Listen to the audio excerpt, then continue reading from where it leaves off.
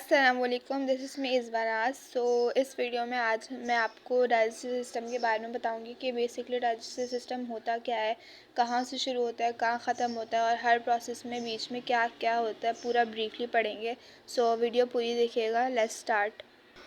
हम जो खाना खाते हैं उसके अंदर complex carbohydrates, proteins and lipids वगैरह जो कि हमारी बॉडी में ना ही एब्जॉर्ब हो सकते हैं और ना ही हमारी बॉडी इन्हें इस्तेमाल में ला सकती है। हमारी बॉडी के अंदर इस खुराक को छोटे छोटे मॉलिक्यूल्स यानी माइक्रो मॉलिक्यूल्स में तोड़ा जाता है ताकि इन्हें बॉडी में एब्जॉर्ब करके इस्तेमाल में लाया जाए।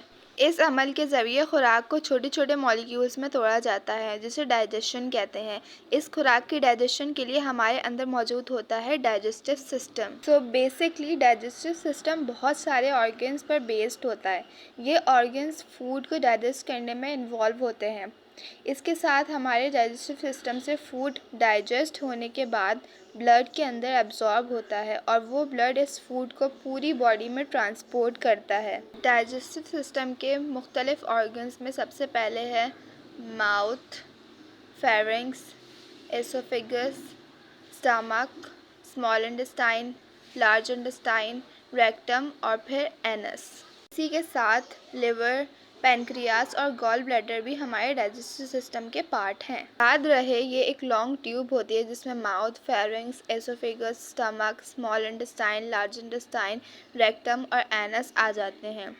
जिसे एलिमेंट्री कैनाल भी कहते हैं। ये 9 मीटर्स लॉन्ग ट्यूब होती है। सबसे पहले जब हम कोई फूड खाते हैं तो उस फूड को मुंह के अंदर दांतों की मदद से तोड़ा जाता है। इसके साथ साथ हमारे मुंह के अंदर सलाइवरी ग्लैंड्स भी मौजूद होते हैं। इन सलाइवरी ग्लैंड से सलाइवरी अमाइलेज रिलीज़ होता है जो कि फूड के अंदर मौजूद कॉम्प्लेक्स कार्बोहाइड्रेट्स जैसे कि स्टार्च को तोड़ता है। मुंह के अंदर स्टार्च वगैरह को सिंपल कार्बोहाइड्रेट्स जैसे कि माल्टोस वगैरह में तोड़ा जाता है। जब फूड को मुंह के अंदर छोटे छोटे पीस में तोड़ दिया जाता है तो वो फूड छोटे सॉफ्ट पीस में बदल जाता है जिसे बोलस कहते हैं। बोलस फेरिंक्स से होते हुए एसोफेगस के अंदर आता है। एसोफेगस 25 सेंटीमीटर लॉन्ग ट्यूब है। बोलस को माउथ से एसोफेगस के अंदर आने के प्रोसेस को स्वेलन कहते हैं। जब हमारा फूड एसोफेगस के अंदर पहुंच जाता है तो वो एसोफेगस से होते हुए स्टमक में चला जाता है। याद रहे कि हमारा oesophagus, small intestine, large intestine के अंदर स्मूथ मसल्स भी होती हैं और इन्हीं स्मूथ मसल की वजह से खुराक हमारी एसोफेगस, स्मॉल इंटेस्टाइन और लार्ज इंटेस्टाइन में मूव करती है और जिस प्रोसेस के ज़रिए खुराक हमारे एलिमेंट्री कैनाल में मूव करती है उस प्रोसेस को पेरिस्टालसिस कहते हैं।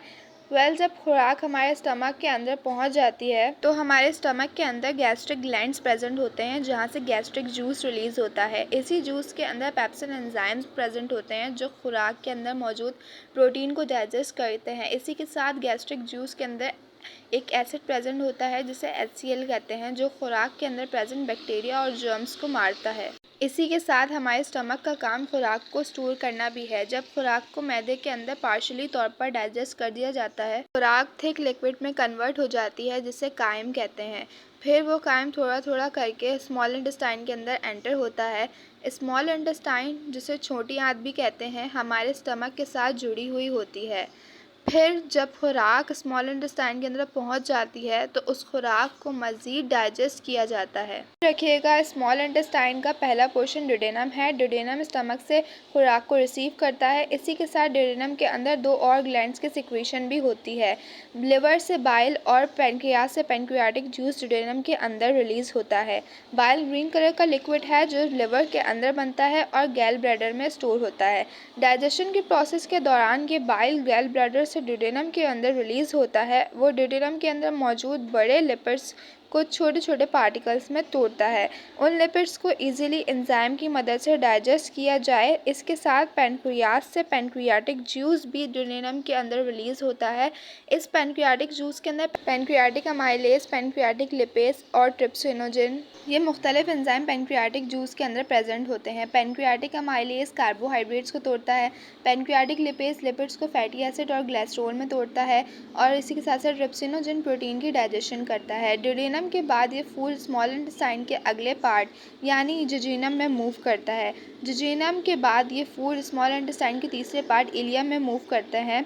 याद रहे कि स्मॉल इंटेस्टाइन की वॉल्स से भी कुछ एंजाइम रिलीज़ होते हैं जो कि डाइजेशन के प्रोसेस को कंप्लीट करते हैं, यानी जिजीनम और इलियम के अंदर फूड को कम्प्लीटली डाइजेस्ट किया जाता है। फिर ये छोटे मॉलिक्यूल्स प्रोड्यूस होते हैं जो कि amino acid, glucose, fatty acid और ग्लाइसरोल वगैरह, इन्हें हमारी स्मॉल इंटेस्टाइन के इन्हीं पोर्शन से यानी जिजीनम और इलियम से ब्लड के अंदर एब्जॉर्ब किया जाता है। याद रखिएगा कि मैक्सिमम फूड की एब्जॉर्प्शन इलियम वाले पार्ट से ही होती है।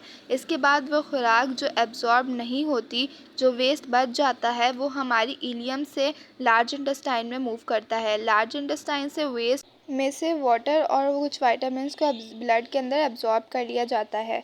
फिर वो अनडाइजेस्टेड फूड स्टूल यानी फीसिस में कन्वर्ट हो जाते हैं।